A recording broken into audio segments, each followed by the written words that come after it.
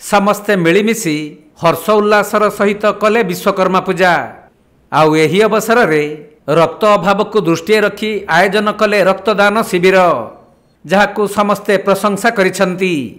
तबे रक्तदान महापुण्य एही मर्मरे विश्वकर्मा पूजा उपलक्षे बरगढ़ जिला सोहेला ब्लॉक छोरियापाली पंचायत अधीनस्थ गोविंदपुर ठारे एक रक्तदान शिविर आयोजन करा जायथिला। जय माँ समली, मैं धर्मराज बाग, मैं केनपाली गाँव है चगरन पंचायत। आज नरेश भाई इनवाइट करते जमी गोटे ब्लड कैंप अच्छे यूथ वारियर्स पार्टी तरफ नु, तो से लगे ब्लड डोनेट करवा मैं आसते इनके एक्चुअली मुझे 16 तो डोनेट कर सारी यहाँ 17 डोनेट करवा लगे जाऊे। रक्तदान कले सर गोटे बहुत खुशी लगसी कि मुझे कहार किसी काम रे आसली किसी ताके हेल्प कर पारली। आउ आपण मैंने पार्छन तो ब्लड डोनेट करूँ बहुत खुशी कथा से लगे आम ब्लड डोनेट करूँ। आपण मानक भी ब्लड डोनेट लगले आम मान कंटाक्ट करेंगे, आम आप सब साहय अच्छू।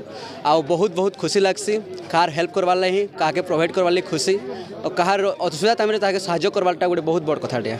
एही रक्तदान शिविर को विकास ग्रुप चेयरमैन डी मुरली कृष्णा उद्घाटन करिथिबा बेले पूजा कमिटीर सदस्य और स्थानीय लोक माने स्वेच्छारे रक्तदान करिथिले। एही शिविर रे मोट 30 यूनिट रक्त संग्रह करा जाई मेडिकल को पठा जाइछि। तबे लोकंकु साहाय्य करिबा पई महत् उद्देश्य रखी विश्वकर्मा पूजा सहित आयोजन होइथिला रक्तदान शिविर। एही कार्यक्रम रे गोविंदपुर समस्त कर्मकर्ता साहाय्य सहयोग करिथिबा बेले विश्वकर्मा पूजार सभापति रक्तदाता मानकु उत्साहित करिथिले।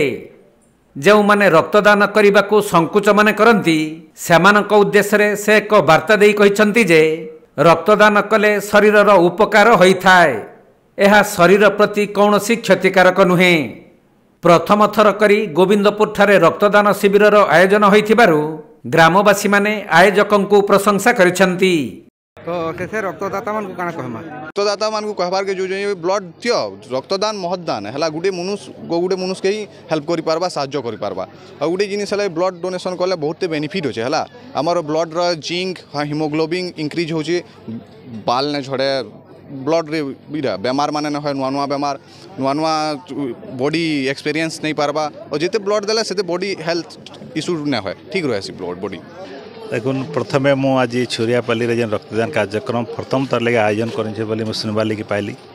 मो गाँव समस्त युवक भाई मान को गुरुजन मान को मातृशक्ति को अभिनंदन जनाऊे कि एते गोटे महत्व काम आज हाथ के नहीं। आज गोटे विशेष दिन है, आज हूँ बाबा विश्वकर आज पूजा है, आज से सृष्टिर कर्तान और तांकर आज पूजा मंडप पाखे आज ब्लड डोनेशन कैंप होगाटा निश्चय यहाँ आसंता पीढ़ी लगी आदर्श भी है। और जेन आज डेट जिले में रक्तर बहुत अभाव अच्छे निश्चय किसी जीवन बचावा ये बड़े महत्व काम है। गाँववासी समस्त को अभिनंदन भी जनाऊे। बरगढ़ अरुण कुमार मेहर रिपोर्ट, कोणार्क लाइव।